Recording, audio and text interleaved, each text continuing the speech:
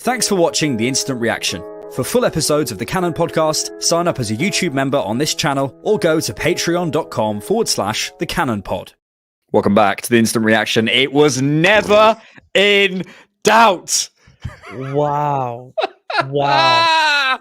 Arsenal 4, Luton Town 3 at the Kenilworth Road. Literally the last kick of the game. Declan Rice saving our bacon. We have so much to break down, but before we do that, George, what a game! Teach me not to make match review tweets at the last minute. I've done them the whole time, but my word, literally the last kick of the game. Quick before we get into it. This is why football is the best game in the world. This is what gets people. No other sport can produce this drama on a consistent basis. It is the world's best sport, and I fucking love it. Oh, I mean, what record do you want to start with? Luton scoring 3 in a Premier League match for the first time. Arsenal finally winning at Luton in over 40 years. It's incredible. It's incredible. It is incredible. There's so much to talk about. There's headlines to talk about, but my word, Declan Rice. I mean, how many times? As Ash says, Rice is a titan, mate. I've never loved a footballer so quickly, so much. Mate, I'm lost for words. Mate, there's just I'm rarely lost for words, and I'm lost for words. He is a special. I said it when he signed, not just a unicorn, but an era-defining player. And to kind of do this now, that's now what, 2? I'd say last-minute winners. Yeah. He's got us for points. He's himself worth 4 points, not including how much he's done. And then you got to get into Kai Havertz, his best game in an Arsenal shirt. He's been incredible all match. And I just think that, on the whole, you look at this game and there was some good, some bad, but it had everything. I was tweeting at halftime, kind of in group chats and saying, what a game. This is Barclays football. This is proper Barclays football. Your peak Barclays. MJ. MJ, I met MJ today. Absolutely lovely guy. Play every game past 85 minutes, and I could not agree more. Wow. It seems like we absolutely came alive in those last 10 minutes. Look, we will come to all the negatives because there are so many, but I do want to linger. I do want to, because there's a lot, but I do want to linger just on this feeling, man, because these are the moments you live for. The moments that you look for. These are the Bournemouth moments, the Luton moments that will be known as the Martinelli goal against City. That is why we care so much about football. That's why we spend so much time thinking about it. Enjoy this moment. Enjoy this moment, because this is the fabric of what a title race is about. You have your Leicester Arsenal moments with Danny Welbeck. You have moments like this when things go well for you, they go well, and I just think you can't get away. We've dug ourselves out of points, but we put ourselves in a position to get there. I mean, in the last 15, 20 minutes, I don't know what the statistics were, something like 48 touches in the opponent's box, or possession numbers shot up. Luton definitely creaked back, and you earn your own luck. And to an extent, we shouldn't have put ourselves in this position, but my word, you got to start talking about the character of the boys, because we've done this quite a bit. And actually to respond, that was one thing I felt from last year. We weren't doing as much this year, responding when we concede. We did twice in this match. So I think it was really important to do that. And mate, I'm still kind of shocked. I don't know what to say myself. I'm kind of rambling because a lot of stuff has changed. There's so much. Well, I will say, I think, because you kind of, if you sat there before the season started and said we're going to win some games late and that's how we win the title, you'd be like, that's okay. You go, that's how title winning teams get over the line. They have to go and win games late. But we are doing that, man. I mean, just thinking about the last few games, right? So we've just won that in the 90+6th minute. Brentford, we won that in the 89th minute. We've had a few others in the last 15 minutes. Have we won something like 5 games? Man City was United 86th minute. United with Declan. United's game. There's got to be about 5 or 6 of Everton game was the 69th minute. I know it's a little bit earlier. Sorry, but we've got some. Think back to the Community Shield. Man City, I'm sure we're forgetting some, so please post them in the comments. But the Community Shield game where Trossard scores that late goal, like that is that there is so much to be said for the character. Keep going, belief. And as much as we love talking about the technical side of the game, and it's so important, we know it's from a broader view, a broader standpoint, that is the hallmark of title winning teams. And a win like that, say we beat them 3-2, I'd be way less convinced that we're going to go on and do anything. And say they didn't score their third goal, whatever, that we didn't win the game in that way for whatever reason, I'd be less convinced than I am now that we'll have a serious chance. I still don't think we'll do it. Sorry, even in the glow of this moment, but it's absolutely insane. Let's do some stats and then we can start to talk to some more less happy moments. Let me find some stats for us from Scott J. Willis, as always. Let me just bring up my screen. What are you expecting to see? Because I don't know what I'm expecting to look at. 64.8% possession. Okay, it felt like honestly. Field tilt 65.9. Honestly, that felt like less. They had nearly as many final third entries as us. That's concerning. PPDA was down at 7, which is interesting. Here's our shot map. You can see that, right? Yeah. Here's our shot map. The 2 goals at the end, and we'll see. Well, the Rice one and the Havertz one obviously came from basically the same spot. Here's the field tilt. That's all. That's just the first half. It's just the first half, but it's all that matters. It's all that matters. Oh, attacking pressure. You can see the moments there. Okay. Should we get into the negatives so that we can talk about the positives? Yeah. Oh, sorry. Someone was telling me that's from halftime. Apologies. That is from halftime. Scott hasn't put the numbers up, so apologies. That was from halftime. Yeah. Let's do the negatives. Okay, stick with us because this is going to be half an hour long. We'll come back to the positives, but I think we should address the negatives. Yes. I want to talk about one thing and then hand it off to you.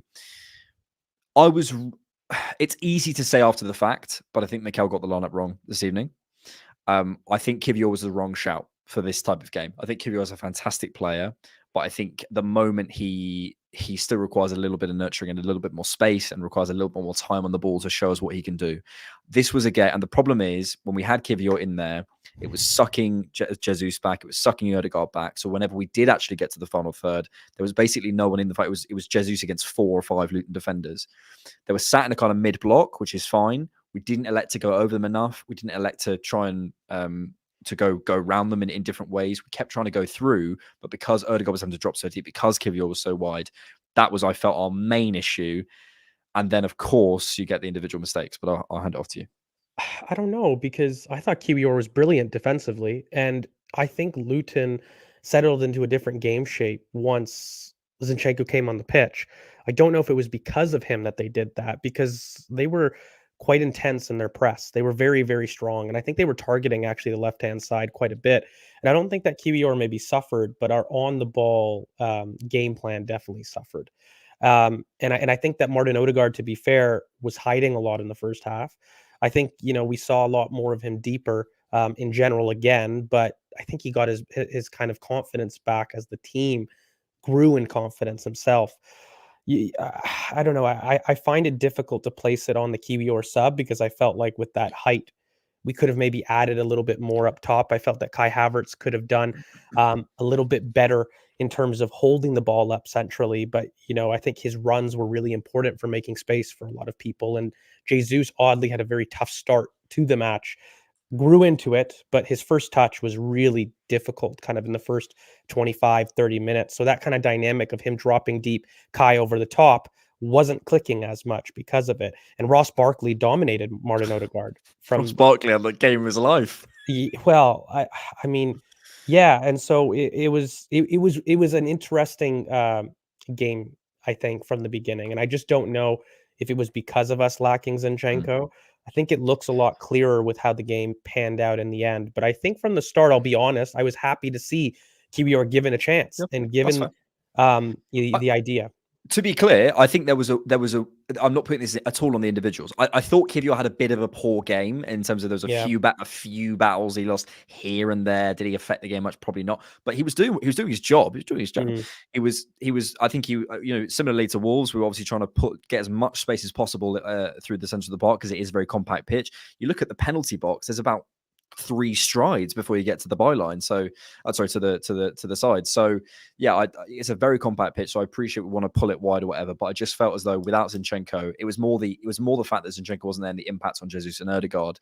I think then when we did get it forward, that I felt we had some trouble. But we should talk about the individual elephant mistakes. in the room. Well, Yeah, elephant, is he tall? well, he's not. I put in my one-word halftime review, which I do, Raya small, because for the goal, for the first goal, he just looked quite small as the ball went in. It didn't feel like you got that presence in a goal, and you just get a sense. And that second goal was poor, was really poor. He just gets sort of out, just done in the air. And the third goal, man, that's weak. The thing is, mate, and sorry to have that discussion now, but I don't think that means Ramsdale comes in. But because the thing is, it's like what if Ramsdale doesn't get in after that game? If Ramsdale doesn't have a moment where he can come back into the team based on 2 very obvious mistakes from Raya, when can he? And I don't think he can, which I think says more about the situation than anything. I don't know, mate. It's so poor. People keep throwing me the claiming stats about David Raya.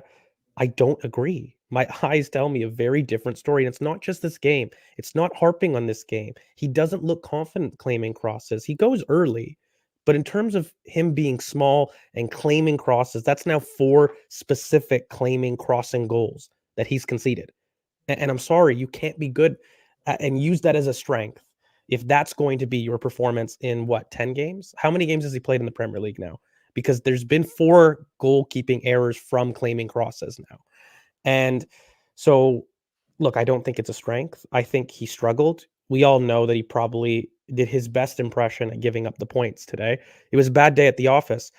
I don't agree, mate. Like, I don't see how Aaron Ramsdale can't get the nod after this. No, mate, I would do that. That's my point. I would do that. I don't think Mikel will, though. Well, it's just wrong. There's no way. I can't hide behind it. It's just wrong. And then if you're going to do it, come out and say it. Back your decision. Stop hiding behind the idea about, because he recently said he wants Ramsdale to stay. Like, this is the problem with this situation. It is it's lying. Mate, I hate to say this, but it is lying. You can't say that you want a keeper to stay. You want him to play for Arsenal. He wants to play games for Arsenal, sounding like he's had a recent conversation. And then you've got the sample. Okay. You've got the sample right now of David Raya giving you a clear excuse, the biggest excuse, I'd argue, between the 2 keepers for giving up your position. I don't think Aaron has done something similar this season to deserve it. And you're not going to back your choice. Like, there's going to be a fallout that I think is not going to be well received in the dressing room from it, because it's not just a player decision made. It's about your communication, and he's showing an inconsistency in faith, and he is showing favoritism, because if his whole idea is rotation, because he's done it with the squad, and by the way, he's done a brilliant job with rotation. We've seen a recent article for Semi Mokbel talking about that. So I think that you got to back the words that you're doing. And if you're not going to do that, then come out and say David Raya is your keeper. He is your keeper for the long term. We respect what Aaron Ramsdale has done, but from now on, we're looking to play a different way, and David gives us that. No problem. But don't lie and then say that we want Aaron here. We want to keep him, because, mate, he did that as much as this week. This isn't a recent quote. There's a disconnect here. Mikel had a brilliant analogy about a blanket where with a player, where if you move a blanket higher up, your feet are cold, and you move your blanket down, your top's cold. Like, you're gonna, with a player's attributes, there's gonna be weaknesses for every single player. But I think it's similar with this. You can't have it all of the ways. You can't try and have a sort of meritocratic culture, but also have favorites, but also expect players to be blindly loyal, but also expect them to completely accept your decision. There is definitely a part of this where Mikel is, I believe, being maybe unfair. And then you could go, well, that's just the game. But also Ramsdale's dad coming out and talking about it is just the game. So if Mikel's angry about that, it's like, well, you can't have it both ways. So I do agree. And I think that there has been some maltreatment and malpractice on Mikel's side. I just will say, I don't want to completely relitigate the whole Raya Ramsdale thing. Raya was not good enough tonight. It was not good enough. But I think predicting Mikel's behavior, which is not to say what I agree with, I don't think he'll drop Raya for Ramsdale. I just don't think he will. It wasn't good enough. I will say I think Raya's been better actually in the last month or so, but tonight was a real clanger. I think when he came in, there was a bit of nerves, and I think he started to settle down a bit more. But on Mikel will be Mikel. So yeah, 900 people you in here. Thank you so much. Yeah. Please make sure you like the video and subscribe to the Cannon Podcast and check out our pods. Let's move forward then. Let's talk about the performance. Yeah, well, okay. Well, so do you have another negative actually? Well, not loads. I mean, the only other thing would maybe be Ben White's 1v1 defending. I want to look into this, and I'm going to try and do a video about this. What do you see from a coach's perspective? What can he do better? Because that's a number of times now I've been concerned about his 1v1 defending. It's tough for me to see now because he is coming back from fitness. I mean, he looked rusty at the beginning, but he hasn't played, mate, for a while. So I will push back on that though. It's not the first time it's happened. I think I'd agree with you if this was, you know, if this was a one-off. But we've seen Matoma, we've seen Rashford, we've seen the Barkley this evening. We've seen it a number of times. Well, I mean, I would critique his body position approaching 1v1s because it's not an athletic or an anticipation issue. He's got a brilliant anticipation in terms of when to meet his markers, and he's got a brilliant athleticism to keep up with players. I just think sometimes he's caught flat-footed in how he approaches 1v1s with pacey wingers that are able to stand him up. Is that fixable? Of course, it's fixable because if you have the athletic capacity to do it, you know, Mikel's changed body position on Gabriel Martinelli, on Bukayo Saka, on multiple people, Declan Rice, even in his short cameos. So it's definitely fixable. But I don't know. I didn't see a huge issue with it, particularly today. Thought he was rusty, but then I see what he gives you in other areas, and I start to understand it because he sat there asking to make up the most ground out of anybody in the pitch. So if you're going to get the better static defending with Tomiyasu, you're not going to get the dynamism up the pitch that he's going to provide. But you get one or the other, and at some point you have to. It's similar to Zinchenko. Yeah. We are joined by the man, the myth, the legend, Bhavs, and you're lucky because we've done all the negatives, so we're just doing the positives now. What? There was negatives from that game. There were a few. Thoughts on the positive aspects of this evening, please, Mr. The attack. I think our attack seems to be functioning again properly. I think what we're seeing now is consistently chance creation, and the return of Gabriel Jesus has been massive. I think his performance today was fantastic, but there's only one man I want to focus on, and that's my silky German. My silky German. Kai Havertz, the minerals have arrived. My Berkham-esque baller. Look, I think what we saw today is that is spectacular, but it reminded me a lot, right, of Aston Villa last season away from home in the second half, where we've put ourselves in a poor position by conceding 2 really sloppy goals from Raya, but it's the way after we started cooking. And Havertz was fantastic. I think you could see the confidence was growing. But Martin Odegaard, right towards the end of the game, the way he was controlling everything in the game, Odegaard was and the timing of pass was sensational. Like knowing when to go short, when to go long, when to play it. That pass at the end as well, fantastic. And I think what we're seeing now is cross. Yeah, what you're there you go from that angle. We've been calling it before, but I think what we're seeing now is that midfield really come its own. And I think the entire 6 with the midfield and attacking goal or assist. Important goals and assists. We're cooking something going forwards again, which is a bit annoying because we're now defending poor a bit and started scoring some goals. Do you know what I've just realised? 3 of the goals this evening come from actually. So if you think, so the Odegaard left-sided we've spoken about in the pod. Rice attacking potential gets the goal. Havertz ghosting into the penalty box. There's a lot of kind of Arsenal hipster goals this evening. Tons. Tons. Kai Havertz's movement all game was phenomenal, and even on the first goal, his movement to drag out markers to open up the space for those cutback opportunities are key. And I think he's just gaining a lot more confidence in terms of. I saw him at the end of the first half doing keep ups in his own box. Yeah. He's now 3 goals on the bounce in terms of a goal. He needs this. This is the takeoff point. Like if Kai is going to take off in this team right now, he's got to get a start. He's got to build momentum. He's connected with the fans, and he's contributed with meaningful moments. Was that his best game in an Arsenal shirt? I think 100%. Because that's that moment I think right in the second half where he just burst past the player, and I was going, yes, this is what I wanted. I wanted this. I wanted you to make things happen. Exactly. Aggressive. Mikel had a quote in the midweek where he talked about if I was to go into war, I'd pick Kai. he'd go to war with me. As in, he's that type of profile. But you don't see it because you see this, nonchalant person who's very Berbatov, Ozil, doesn't really care, looks like it at least. But you can see with the way he celebrates the goals and important goals. Again, an equaliser, lovely finish, ghosting into space. But I mean, if you look at his overall stats, even defensively, again, he's all action at this moment, right? Scoring goals, making, I think he had 4 key passes as well in this game. But yeah, I love the fact that our 2 midfielders are functioning in roles they're comfortable with. So Havertz is not dropping off deeper and trying to build up, whereas that's now him, playing as almost a front 2 at times with Jesus, and it worked.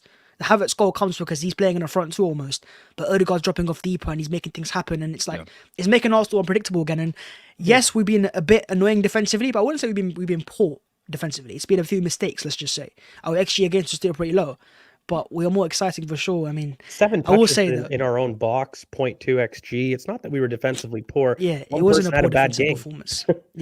Yeah.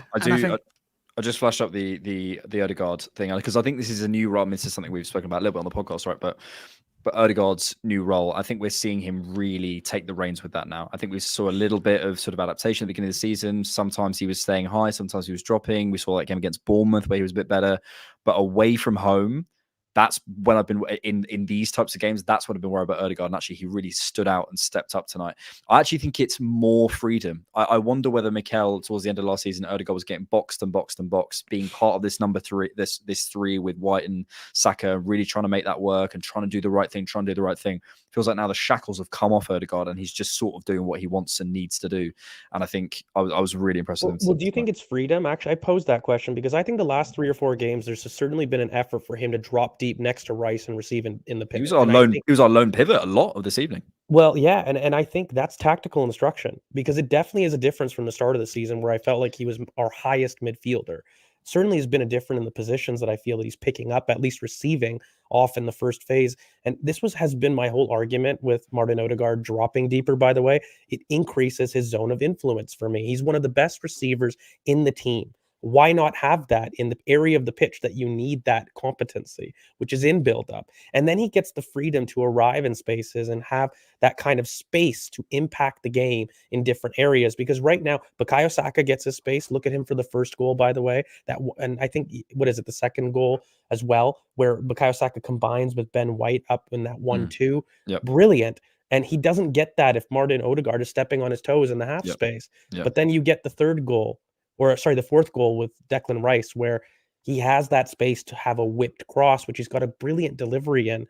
I think that by increasing his zone of influence, by having him deeper, not only do you solve an issue with our central progression, but you get more of Martin Odegaard and you get more of what makes him great. So get him in the second phase. That is where he's comfortable. Keep him there, please, Mikel.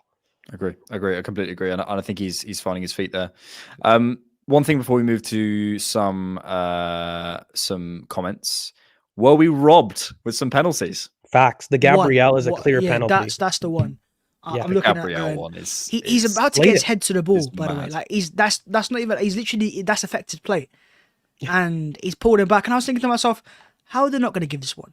Because I knew they weren't. I could just have a feel. I was like, what are they going to say? What's the laws going to be? And I was like, there's no way you look at that and go, that's not a pen. Because he's, Yeah, I'm so glad we're not having to talk about that in different terms. I will say though, and just before we go to the comments, I know it's easy to say after the fact, but you can ask the guys I was watching the game with. I was really sure we'd score. I just felt it, and I think now that's so great. It's what's so great about this game is that I was hands crossed fuming. I was like, But George, I don't know. I don't know how you felt, but I was like, we'll score. It's all right. We'll score. I knew there would be chances. Once it was tied because I just felt like Luton were giving away far too many opportunities and they were sitting deep. The fact that they stopped their press was the mistake. Those changes, I forget what minute it was, but I think it was the 63rd, 65th minute, somewhere around there. Those 3 changes I thought killed their momentum in the match. And I think if they had met us at the halfway line like they were doing all game, of course, not sustainable. It's tough. But if they had, I just want to shout out Doughty, by the way. I love Doughty. Alfie Doughty had a brilliant game on Bukayo Saka, and I thought that's a player there, great engine, brilliant delivery, not just on set pieces, but in whipped crosses. And he was really good in anticipating the mark, giving Saka a really hard game. Thought he was one of their better players on the day. But yeah, I think in total, I always thought we would score or at least get a chance. I even put in group chats, Trossard should get a chance. Trossard should get a goal here. Yeah. Because I thought there were spaces. But, mate, you can't take away Declan Rice. And I don't know if you're going to go to it. And we deserve to hear Bhavs' point of view because, my gosh, that boy continues to rise. He continues to rise. He's got that aura. And I'm not talking about, like, looks-wise. That's what people think aura is. I think footballing aura. Like, Yeah. you just look at him and go, that's a legend. That's a legend in the making. You could just tell he's got everything you want from a midfielder. You know, the ability defensively and now goals as well. Very important goals. A last-minute win against United. Last-minute winner today. This guy's just got that footballing. He just reminds me of a captain.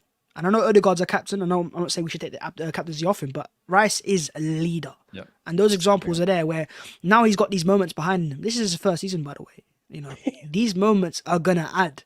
And there will be some Champions League ones, late ones. There will be important moments and performances as well. We won't forget over the season. We'll go to ourselves, £105 million, and it was pretty damn worth it. It's a snip. It's a snip.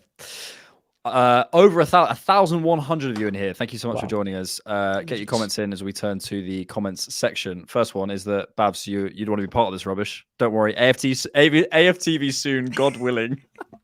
Get the call up, mate. Robbie, get the call up from AFTV. Come on. So let's do some comments then. Alex Osborne says, Alex, I'd like you to ask George about his tweet during the 96th minute. Maybe share it on screen and get it. What did you say? Oh, he said like very frustrated draw. It was really? Yeah, and I was just talking about Kai Havertz having a good game. I had my summary tweet ready in the 96th minute. Shame on me.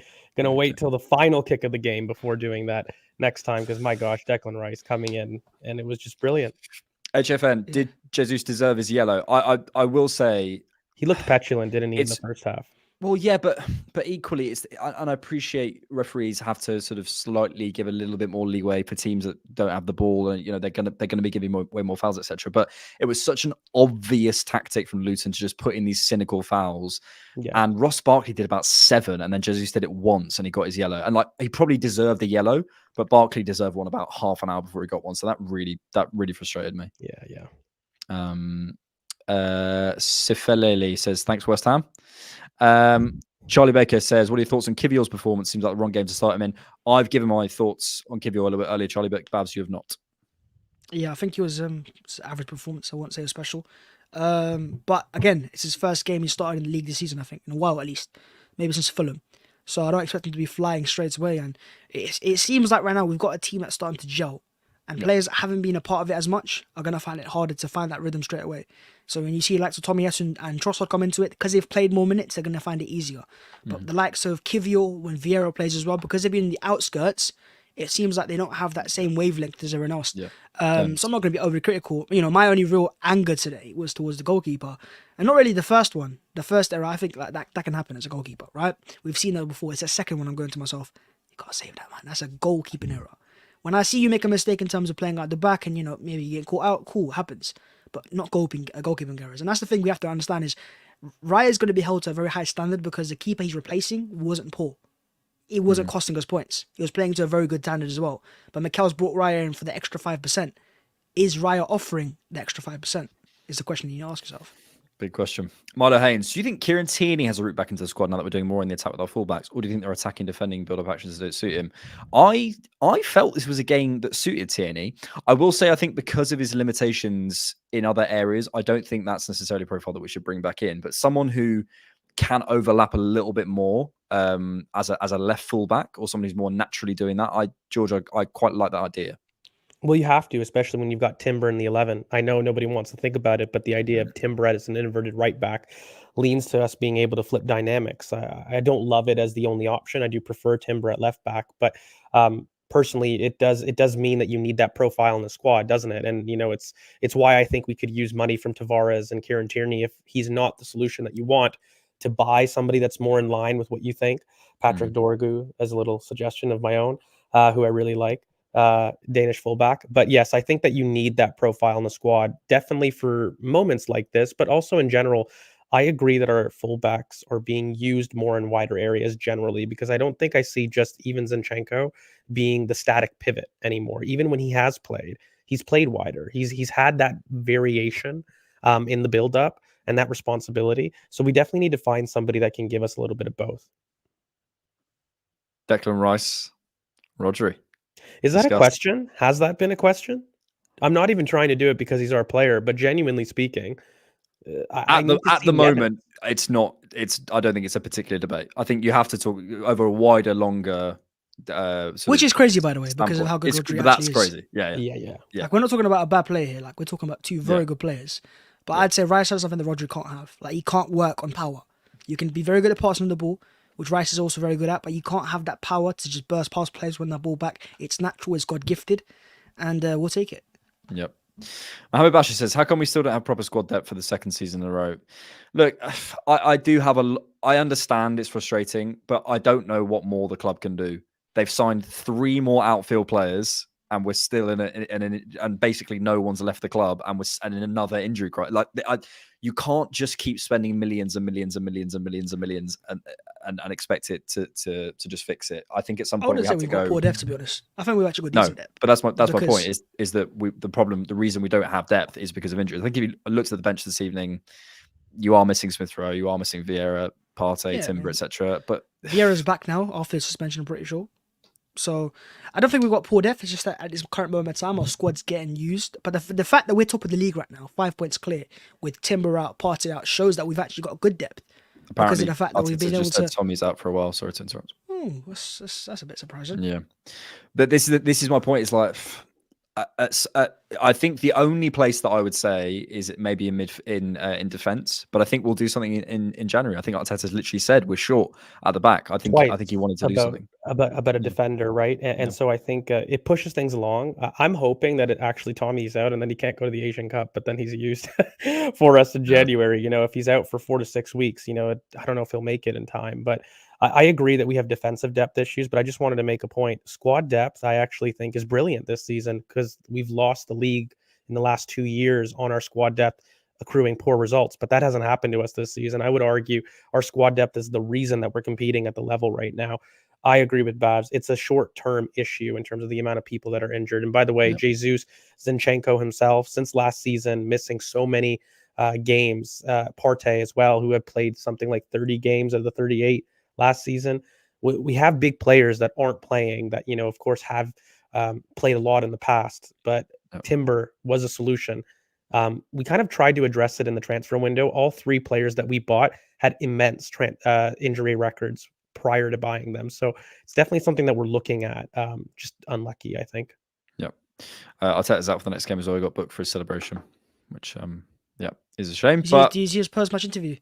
No, what did he say? He talked about Raya. Is that what you were doing? Not on the instant reaction? Nah, I walked in and I saw the interview. Well, we were working. Oh. Well, technically, that means I was working as well. No, I was looking at Mikel's comments. He was asked about Raya, and I think he said, I thought the team was incredible today, or something like that. Like, he ignored the comment. The same thing, yeah. It was like a very Pep-esque. Yeah. Okay. Well, we'll finish there, but let's finish just on a massive positive. That was, look, you don't necessarily want to. You never set out to win games in that way. But looking at how many games we were talking about this earlier, Bhavs, like looking at how many games we have won that way, it is the sign of champions. I still don't think we're going to do it. I still think we're a little bit short. I still think we're a little bit young and a little bit inexperienced. I think. Look at this negative Nelly over here. Unbelievable. You guys have both predicted that we win. I'll stick by my. Do you not think though, like, but just seeing just how finish on that? Sorry, just to finish on that. Is only to say, winning like that makes me more confident than ever. Because what we're seeing this season is, you know, we're in a similar point scenario to what we were last year. But we're not playing to anywhere near that same level of intensity. It feels like, even today, for example, you could say it took us last minute winner, but we made a lot of chances, conceded 2 very sloppy goals from mistakes that don't happen often. You know, it was technically a comfortable victory in terms of what we did on paper, but it became uncomfortable because of circumstances. But the fact that we've got so many players out injured that are important starters that could return and will return, and yet we're still there. And we're not just there, by the way. We're actually top 5 points clear right now. City have got Villa tomorrow, away from home, which is a difficult game. If they drop points there, Arsenal remain there. So I'm not saying that we're favourites by any means, but I'm thinking to myself, like, if anything, this year is giving me more reassurance that we're not just here because, you know, we're a good team, but we now also got that character, that mindset of a title-winning side as well to get over the line consistently. And, you know, as you said yourself, that you expected a goal today. Why do you think that is? It's because the team gives you belief. Look, we're 100% here to stay. I don't think it'll be this year, but we're here to stay, and that's the next 5 years. I think I'm in it for the long haul. George? I disagree. I think we're here to do the big one. And it's not just games like today. I actually think that this month is going to be huge for the title race. We're going to look at May and we're going to come back and say that December was the month that decided the title, in my opinion. You look at Manchester City's fixtures this month and you look at our fixtures this month and the consistency that we need to do to play. Luton would have been huge for me in terms of if we had dropped points. I think that getting the maximum number of points in this month is going to be key to ensuring that kind of the prediction of us winning the league stays true. I think it's games like today, they play into the fabric. It was a golden moment. Rice with another golden moment to be put on the dressing room. And I think that it had to come from our 105 million pound man, who I think is going to be the difference between us and City. When we go and we look back, it's going to be between points. I agree with Mikel. It could be between 95 to 100 points that secures the league. And I think that when we start to look at it, what will be lost in the league is within under 6 points, I think, in my opinion. Declan's already got 4. How many more can he add to his roster? Speaking of which, to players out, thank you so much for being here. Please make sure you like the video. Make sure you subscribe. Check out the Cannon podcast everywhere you get your podcasts, and check us out on Patreon. 7-day free trial if you like our stuff. But to players out, boys, you know what's coming. Come on, Jamie. Yo, VIP. Let's kick it. Rice, rice, baby. Rice, baby. All right, stop. Elaborate and listen. Rice is back with my brand new invention. Something got a hold of me tightly. Flow like a harpoon, daily and nightly. Will it ever stop, yo? I don't know. Turn off the lights, yo. And I'll go to the extreme. I rock a mic like a vandal. Ladder for stage, I wax a light like a candle. Damn. Got a resident fool. Killing that brain with the poisonous mushroom deadly. When I play it, don't bury it. Anything less is the best, it's a felony. Love it, I hate it, I better gain weight. You better hit the bullseye, the kid don't wait. And if there was a problem, yo, I'll solve it. Pick out the road with my DJ results. Rice, rice, baby. Peace.